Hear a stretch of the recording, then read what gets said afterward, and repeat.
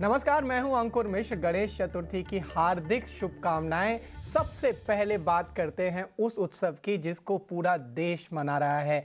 गणेश चतुर्थी है आज और इस पर न सिर्फ मुंबई, महाराष्ट्र बल्कि पूरे देश में तैयारियां चल रही है।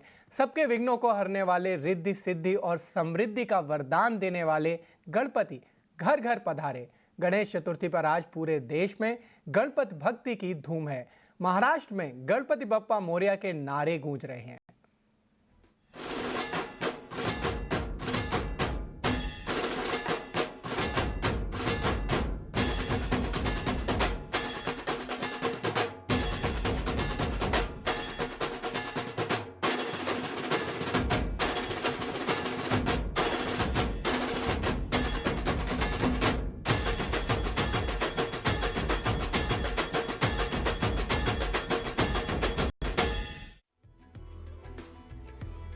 आज गणेश चतुर्थी का महापर्व है। देश भर के पंडालों और घरों में आज रस्मों और परंपरा के मुताबिक गणपति बप्पा की स्थापना की गई। भाद्रपद माह के शुक्ल पक्ष की चतुर्थी को गणेश चतुर्थी मनाई जाती है। पुराणों के मुताबिक आज के दिन ही भगवान गणपति का जन्म हुआ था। मान्यताओं के मुताबिक देवताओं में सबसे पहले गणपति की पूजा की जाती है। पूरा देश विघ्नहर्ता यानी मुश्किलों को दूर करने वाले गणपति की धूमधाम से पूजा की जा रही है। देश में गणेश उत्सव का पर्व 10 दिनों तक चलेगा। हम आपको देश के कई शहरों में गणेश चतुर्थी सेलिब्रेशन की तस्वीरें दिखा रहे हैं। महाराष्ट्र के तो शहर शहर, गांव गांव गणपति मय हो गए हैं। हम आपको मुंबई, पुणे, नागपुर और अहमदाबाद के साथ साथ असम के गुवाहाटी, शिमला और कांचीपुरम की तस्वीर दिखा रहे हैं। हर जगह भक्त गणपति की पूजा अर्चना कर रहे हैं। मंदिर और पंडालों में भक्तों की लंबी कतार देखने को मिल रही है।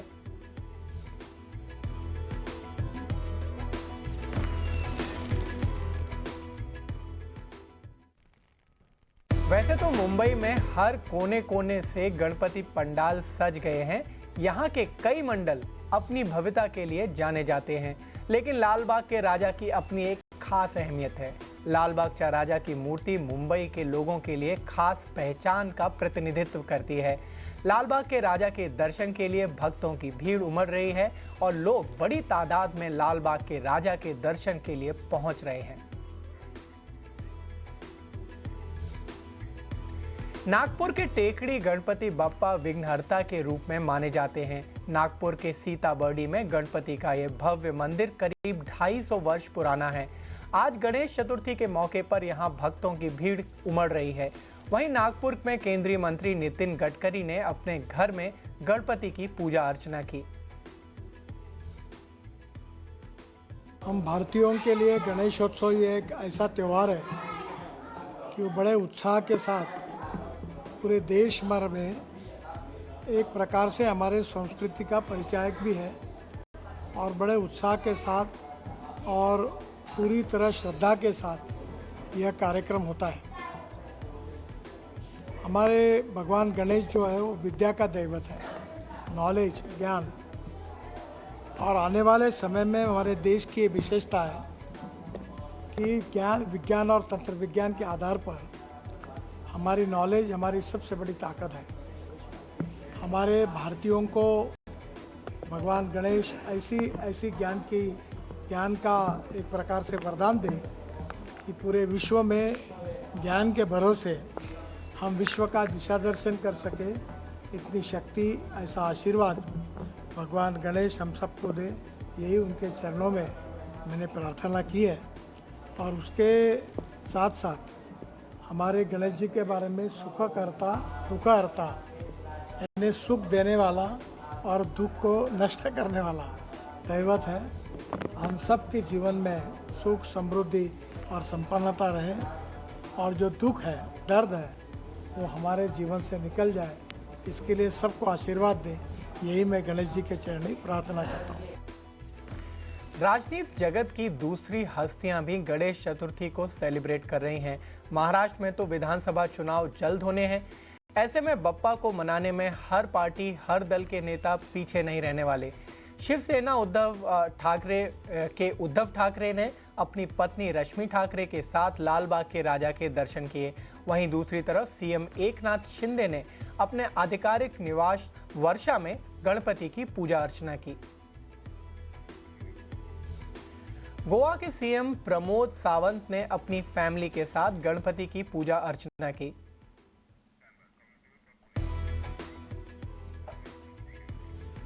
अगली तस्वीर पुणे से है। यहाँ के श्रीमंत दगड़ू-शेठ हलवाई गणपति पुणे शहर के लिए गौरव और सम्मान का प्रतीक हैं। गणेश चतुर्थी पर भारत और दुनिया के हर हिस्से से भक्त यहाँ पर उनके दर्शन के लिए पहुँचते हैं। बॉलीवुड के फेमस सिंगर कैलाश खेर ने पुणे के श्रीमंत रंगारी गणपति के दर्शन किए और आरती की। किसी तीर्थ पे आए हों, किसी धाम में आए हों और श्रीमंत भाऊ साहेब रंगारी, ये सार्वजनिक पहला गणपति भारत का, आज पूरे भारत में गणपति मनाया जाता है और बड़े बड़े पांडाल, बड़े बड़े सुसज्जित होकर, अभी हम जा भी रहे हैं परसों सियाटल में भी यहीं से, महाराष्ट्र से ही जा रहा है, वैंकूवर के माध्यम से, समुद्री मार्ग से जा रहा है। 3 महीने पहले से ही यात्रा प्रारंभ हो गई थी। हर जगह जा रहे हैं। आज भले पूरी दुनिया मना रही है, लेकिन जहाँ से प्रारंभ हुआ, जहाँ से उद्गम हुआ, आज हम उस खंड पे हैं। वो किसी तीर्थ से कम नहीं है। तो आपने कैलाश खेर के गणपति भक्ति के रंग देखे। अब हम आपको बॉलीवुड के दूसरे सितारों की गणपति भक्ति के रंग दिखाते हैं। एक्टर कार्तिक आर्यन ने अपने लालबाग के राजा के दर्शन किए। शिल्पा शेट्टी, सोनू सूद ने अपने घर में गणपति की पूजा की। अनन्या पांडे और अल्लू अर्जुन ने भी अपने अपने घरों में गणपति की पूजा अर्चना की।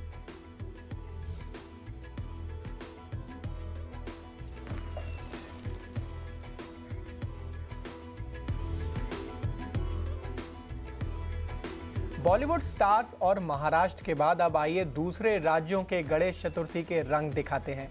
हर जगह गणपति भक्ति के रंग दिख रहे हैं, चाहे वो हिमाचल का शिमला हो या असम का गुवाहाटी। भक्त सुख, समृद्धि और शांति के लिए विघ्नहर्ता की पूजा कर रहे हैं। अहमदाबाद के वस्त्रपुर महागणपति मंदिर में सुबह से ही भक्त दर्शन के लिए पहुंचने लगे। भक्तों ने गणपति की पूजा अर्चना की और आरती उतारी। उज्जैन के महाकाल मंदिर में महादेव भी गणपति के रंग में रंगे नजर आए। महाकाल को गणपति की वस्त्र पहनाए गए और तमिलनाडु के कांचीपुरम में भी गणेश चतुर्थी की धूम नजर आ रही है।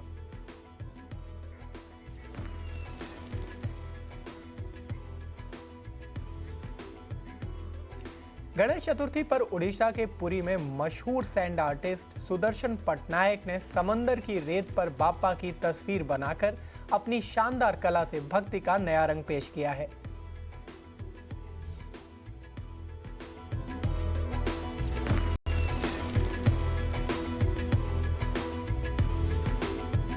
ये आप देख रहे हैं कि जो तस्वीरें हैं, ये शानदार जो कला का प्रदर्शन किया गया है सुदर्शन पटनायक ने। सुदर्शन पटनायक जाने जाते हैं इस तरीके की सैंड आर्ट बनाने के लिए। वो जब भी कोई बड़ा मौका होता है, कोई त्योहार होता है, तो आप देखते हैं कि इस तरीके के वो कला का प्रदर्शन करते हैं।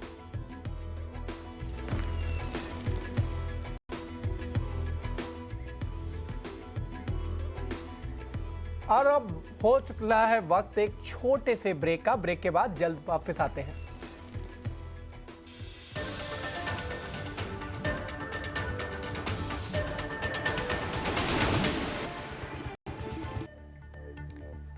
ओला इलेक्ट्रिक के बाद एक और आईपीओ बाजार में आने वाला है। सूत्रों की माने तो एथर एनर्जी इसकी अब पूरी तैयारी कर चुका है। हमें सूत्र बता रहे हैं कि ये जो DRHP है, यानी कि जो ये पत्र होता है सेबी में दाखिल होता है आईपीओ के लिए, वो अगले 7 से 10 दिनों में दाखिल हो सकता है। और एक बार ये दाखिल हो गया तो ये प्रक्रिया आईपीओ की शुरू हो जाएगी। अमूमन 5 से 6 हफ्ते लगते हैं सेबी को इसको मंजूरी देने में, लेकिन सूत्र हमें ये बता रहे हैं कि कंपनी करीब 4000 से 4500 करोड़ रुपए इस आईपीओ से जुटाना चाहती है। साथ ही 5 इन्वेस्टमेंट बैंकर्स भी इसकी तैयारी के लिए ऑलरेडी अपॉइंट हो गए हैं। तो हम देख सकते हैं कि ओला इलेक्ट्रिक के बाद एक और इसी डिवीजन से जुड़ी कंपनी आईपीओ ला सकती है और मार्केट में आके लिस्ट हो सकती है। अब आगे बढ़ते हैं और बात करते हैं एकदम काम की। जी हाँ, अगर आप दिल्ली से मेरठ की दूरी कम होने की सोच रहे हैं तो अब वो समय आ गया है। मेरठ मेट्रो शुरू होने के साथ ही ये दूरी कम हो जाएगी। एनसीआरटीसी से के आधिकारिक तौर पर मेरठ मेट्रो ट्रेन का अनावरण किया है, जिसे जून 2025 तक यात्रियों के लिए शुरू करने का लक्ष्य है। हमारे सहयोगी समीर दीक्षित ने एनसीआरटीसी के एमडी सुभाष गोयल से खास बातचीत की। आइए समझते हैं कि क्या कुछ खास है इस समय यात्रियों के लिए। दिल्ली मेरठ के बीच मेट्रो से सफर बहुत जल्द बेहतर होने जा रहा है, रिलायबल होगा और आरामदायक होगा। उसकी वजह है मेरठ मेट्रो, जिसमें हम इस वक्त खड़े हैं। लेकिन ये तमाम सुविधाएं क्या कुछ अपने साथ में लेकर के आएगा और ये कब तक ऑपरेशनलाइज हो पाएगा, बात करने के लिए हमारे साथ एमडी एनसीआरटीसी मौजूद हैं। सर धन्यवाद। पहला सवाल यही कि देश के अन्य मेट्रो के मुकाबले इस मेट्रो में वो क्या खास बातें होंगी जो इसको अलग बनाएगी और हम इसको कब तक पटरी पर आते हुए देखेंगे? देखिए, जितने भी मेट्रो सिस्टम्स हैं पूरे कंट्री में, बहुत अच्छे अच्छे मेट्रो सिस्टम्स आ रहे हैं और सब लोग कुछ नया अच्छा करने की प्रयास कर रहे हैं। सब लोगों ने बहुत अच्छा काम भी किया है। हम लोगों ने भी उसी श्रृंखला में कुछ अच्छे काम करने की कोशिश करी है। सर्वप्रथम मैं कहना चाहूँगा कि इस मेट्रो की डिज़ाइन स्पीड 135 किलोमीटर प्रति घंटा रखी गई है और ऑपरेटिंग स्पीड 120 किलोमीटर प्रति घंटा है, जो कि नॉर्मली मेट्रो सिस्टम्स में इतनी स्पीड के हम सिस्टम्स नहीं बनाते हैं। उसके साथ साथ जो सीट्स हैं बहुत कंफर्टेबल बनाई हैं, 2x2 कुशन सीट्स बनाई हैं। इसमें अगर आप रैक देखें जो हैं लगेज रैक्स इसमें दी गई हैं, जो कि अमूमन दी नहीं जाती हैं मेट्रो सिस्टम्स में।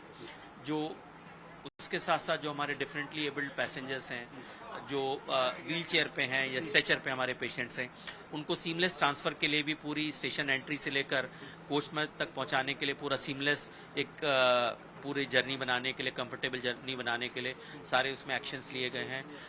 ट्रेन के अंदर भी व्हील चेयर को अगर मुझे कहाँ पे रखना है या स्ट्रेचर को कहाँ पे रखना है, कहाँ सिक्योर करना है, उसके लिए लोकेशन स्पेसिफाई निर्धारित की गई है। तो इस तरह की कुछ एक सुविधाएं हम लोगों ने प्रयास किया है। सफर कब तक संभव होगा? जून 25 तक बिल्कुल सफर संभव होगा। एक चीज ये है कि ये सेक्शन कितना लंबा रहेगा, कितने किलोमीटर का ये सफर रहेगा, कितने स्टेशन रहेंगे इसके बीच में, और आप कितने लाभार्थी इसका देख रहे हैं, यानी कि कितने मुसाफिर आपको लगता है कि जब ये प्रॉपरली ऑपरेशनलाइज हो पाएगा तो कितने लोगों को इसका फायदा मिलेगा? जून 25 का जैसे मैंने आपको बताया कि इसका टारगेट है और उसको हम लोग अचीव करेंगे। इस 23 किलोमीटर के सेक्शन में, मेट्रो के सेक्शन में 13 स्टेशन दिए गए हैं with inter station distance of 1.5 से 2 किलोमीटर इसमें दिया गया है। और इसकी कैरिंग कैपेसिटी 3 कार की ये रेक है, जिसमें 700 की कैरिंग कैपेसिटी है और सुबह से रात तक ये चलेगी। एंड अल्टीमेटली जब हमारे 2 कॉरिडोर्स और आने RRTS के वो भी आ जाते हैं, यानी पूरा सिस्टम मेरा ऑपरेशनलाइज हो जाता है, जिसमें कम से कम 5-6 साल लगेंगे अभी, तो तब जाके हम लोग को लगता है कि अल्टीमेटली इसमें 8 लाख की राइडरशिप आने की हमारा एस्टिमेशन है।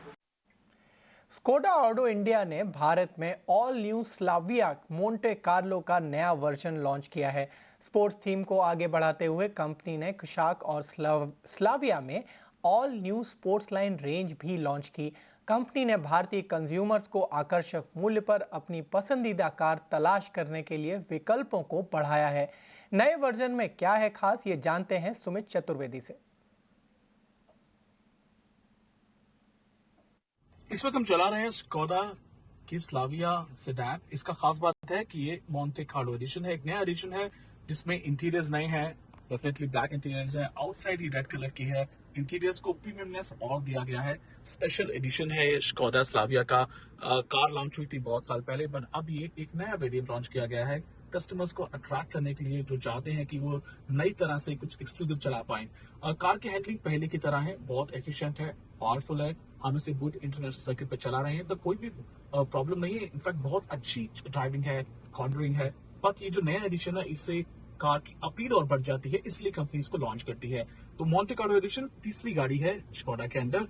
कुल मिला के कहें तो ये एक मोनिकर डिराइव किया गया है रेसिंग की तरफ से स्कोडा की मोंटे कार्लो से, और उसको कुछ परफॉर्मेंस, कुछ चीजें इस गाड़ी में डाली गई हैं ताकि कस्टमर्स को ये नई अपील करें। हम जानते हैं कि फेस्टिवल सीजन आ रहा है, उसमें ग्राहकों को बहुत ज्यादा गाड़ी चाहिए होती है और नई चाहिए होती है, क्या क्या नया आता है। इस बार स्कोडा की तरफ से ये मोंटे कार्लो एडिशन आया है, जो गाड़ी तो पुरानी है पर इसको एक तरीके से नया कह सकते हैं, नया जामा पहनाया गया है, नए तरीके से डिजाइन किया गया है। इसमें इंटीरियर चेंज किए गए हैं तो काफी अट्रैक्ट करता है कस्टमर्स को स्कोडा की ये नई गाड़ी Slavia Monte Carlo. Sumit Chaturvedi, ET news स्वदेश के लिए बुध इंटरनेशनल सर्किट, नोएडा से। भारत ने चीन को MSCI emerging market investable market के इंडेक्स में पहली बार पीछे छोड़ दिया है। वेटेज के आधार पर सबसे आगे भारत पहुंच गया है, लेकिन चीन अभी भी MSCI emerging market standard index में भारत से आगे है। MSCI emerging market investable market index में भारत का वेटेज बढ़कर 22.27% हो गया है, जबकि चीन का वेटेज 21.58% है। MSCI emerging market investable market index में 3,355 शेयरों को शामिल किया जाता है, जिसमें लार्ज से लेकर मिड और स्मॉल कैप कंपनियां शामिल हैं। इस इंडेक्स में 24 इमर्जिंग मार्केट के शेयरों को शामिल किया जाता है। अमेरिकी बाजारों में कल भारी गिरावट देखने को मिली। डाउ जोन्स 410 अंक गिरकर बंद हुआ। वहीं नैस्डैक में 2.5% से ज्यादा की बिकवाली देखने को मिली। वहीं S&P 500 में करीब 0.25% गिरकर बंद हुआ। S&P 500 के लिए मार्च 2023 के बाद सबसे खराब हफ्ता रहा। पूरे हफ्ते में S&P 500 में 4.3% तो नैस्डैक में करीब 6% की गिरावट देखने को मिली। वहीं डाउ जोन्स इस हफ्ते करीब 3% लुढ़का। नैस्डैक के लिए 2022 के बाद सबसे खराब हफ्ता रहा। अमेरिका में कमजोर जॉब रिपोर्ट से मंदी की चिंता गहराने लगी है। अगस्त में सिर्फ 1,42,000 नौकरियां जुड़ी, जबकि बाजार का अनुमान 1,61,000 नौकरियां जुड़ने का था। हालांकि बेरोजगारी दर अनुमान के मुताबिक गिरकर 4.2% पर रही। कल सबसे ज्यादा बिकवाली टेक्नोलॉजी शेयरों में देखने को मिली। Amazon, अल्फाबेट, एनवीडिया के शेयर 4% टूट गए। कच्चे तेल की गिरावट थमने का नाम नहीं ले रही है। ब्रेंट क्रूड $71 तो WTI क्रूड $68 तक लुढ़क कर आ चुका है। जून 2023 के निचले स्तरों पर कच्चा तेल आ चुका है। हफ्ते भर में कच्चा तेल में करीब 10% की गिरावट आ चुकी है। दुनिया की दो सबसे बड़ी इकोनॉमी और कंज्यूमर्स अमेरिका और चीन में स्लोडाउन के संकेत मिल रहे हैं। मांग को लेकर काफी अनिश्चितताएं हैं। लेबर मार्केट से लेकर मैन्युफैक्चरिंग तक आंकड़े कमजोर दिख रहे हैं। भाव गिरावट की वजह से ओपेक ने भी अक्टूबर से उत्पादन बढ़ोतरी की योजना को टालकर दिसंबर से करने का फैसला लिया है। बैंक ऑफ अमेरिका ने ब्रेंट क्रूड का लक्ष्य घटाकर $80 से $75 कर दिया है। सिटी बैंक ने अगले साल के लिए $60 का औसत भाव का अनुमान जारी किया है। और अब बात करते हैं अगले हफ्ते होने वाली जीएसटी काउंसिल की बैठक की। इस बैठक को में 9 सितंबर को अहम फैसलों पर विचार हो सकता है। क्या है इनमें मुद्दे, इस पर जानकारी देने के लिए हमारे साथ जुड़ गए हैं सुमित चतुर्वेदी। जीएसटी काउंसिल की 54वीं मीटिंग होने जा रही है सितंबर 9 को, और इसमें कुछ मुद्दे जो हैं वो खास रहेंगे। सबसे बड़ा मुद्दा है जीएसटी हेल्थ इंश्योरेंस प्रीमियम को लेकर। उस पर अभी कोई राय नहीं बन पाई है। सूत्र बताते हैं कि इस पे डिवीजन है, डिवाइडेड है फिटमेंट काउंसिल। सो अभी सब मुद्दे सोमवार को ही डिसाइड होंगे। हम जानते हैं कि हेल्थ प्रीमियम पे जिस पे जीएसटी लगा हुआ है, उसको लेकर राजनीतिक उथापथल भी हो चुकी है। काफी बार राजनीति इस पे गरमाई है, और इसको लेकर अब कुछ भी फैसला है वो जीएसटी काउंसिल की मीटिंग में ही होगा। दूसरे मुद्दे हैं टैक्सेशन इश्यूज, जो फॉरेन एयरलाइंस को लेकर है, उसके बाद शिपिंग लाइंस को लेकर है, या फिर टैक्सेशन इश्यूज की बात करें कंपनी इन्फोसिस जैसे, इनको हाई डिमांड गया था, नोटिस गया था। ये सब मुद्दे जो हैं गरमाए हुए हैं, इनको क्लैरिटी मिलेगी। इसके अलावा कुछ और मुद्दे हैं, जैसे कि टैक्सेशन टोबैको और टोबैको प्रोडक्ट्स पर। इन्फोसिस के अलावा और भी दूसरी कंपनियां जिनको काफी टैक्स क्लैरिटी चाहिए इश्यूज पर, उनको लेकर मिलेगी। University, foreign university, education institution, इन सब को लेकर क्लैरिटी मिलेगी। एफएमसीजी सेक्टर में अगर बात करें तो नमकीन को लेकर कुछ मुद्दे हैं जिस पे जीएसटी क्लैरिटी मिलेगी। EV charging, electric vehicle charging infrastructure, इसको लेके भी कुछ क्लैरिटी, कुछ सफाई मिलने की संभावना है। सो ये सब मुद्दे अब डिस्कशन में आएंगे। जीएसटी काउंसिल की मीटिंग जो कि 9 सितंबर को होने वाली है, और काफी मुद्दों पर कह सकते हैं कि रिलीफ मिल सकती है या राहत मिल सकती है। मुंबई में नेशनल स्टॉक एक्सचेंज के परिसर में भारतीय बुल के स्टैचू का अनावरण किया गया। इस मौके पर एनएसई के एमडी और सीईओ आशीष चौहान से खास बातचीत की हमारे सहयोगी अनुराग शाह ने। सुनते हैं कि इस बातचीत में क्या कहा गया। मुंबई में एक टूरिस्ट पॉइंट बनने जा रहा है। देश भर से जो लोग मुंबई आएंगे वो यहाँ पे विजिट करेंगे सेल्फी के लिए, फोटो खिंचाने के लिए, तो उनकी जानकारी के लिए भी कि अगर जब वो यहाँ पे आएंगे तो ये तो शेयर मार्केट की, भारत की ग्रोथ स्टोरी के बारे में बता रहा है, लेकिन बाकी ये 6 जो छोटी स्टेच्यूज है वो क्या दर्शा रही है? ये मूर्तियां शिल्पकार सुथार साहब ने बनाई है, जिन्होंने स्टैच्यू ऑफ यूनिटी भी बनाया हुआ है। तो एक तरह से बहुत बढ़िया काम हुआ है। और ये जो जितने भी दूसरे छोटे छोटे मूर्तियां आप देख रहे हैं वो भारत के सामान्य नागरिक, अलग अलग एज ग्रुप के, अलग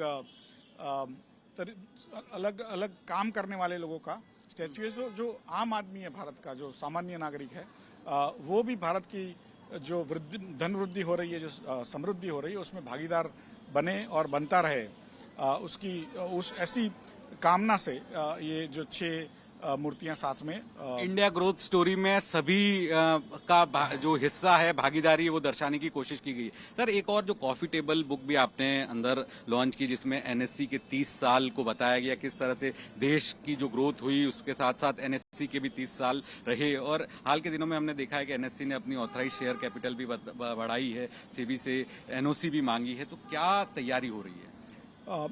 जो कैपिटल बढ़ाई है वो बोनस शेयर्स जो हमने अनाउंस किया है उसके लिए बढ़ाई है। और भारत का जो पिछले 30 साल में जो प्रगति हुई है, और एनएससी ने उसमें क्या अपना हिस्सा एक तरह से दिया है। और एनएससी के जो पुराने फोटोज हैं, जब स्थापना हो रही थी तभी से लेकर आज तक, और कितने डिग्निटरीज, कितने वीआईपीज के साथ एनएससी ने वार्तालाप किया, और कई चीजों का पूरे 30 साल की सर, आप उस समय भी थे जब एनएससी की शुरुआत हुई और आज इस पायदान पे भी है, तो क्या अंतर आया सर? नहीं, एक तरह से एनएससी का जो रचना हुई थी वो भारत को समृद्ध बनाने के लिए, भारत के निवेशकों का जो धन संचय होता है उसको कैसे चैनलाइज करना प्रोडक्टिव कैपिटल में, उसके लिए ही एनएससी की जो रचना हुई थी। मुझे लग रहा है पिछले 30 सालों में भारत ने बहुत अच्छी प्रगति की है। और इस बुलेटिन में फिलहाल इतना ही। देश और दुनिया की बाकी खबरों के लिए बने रहिए हमारे साथ।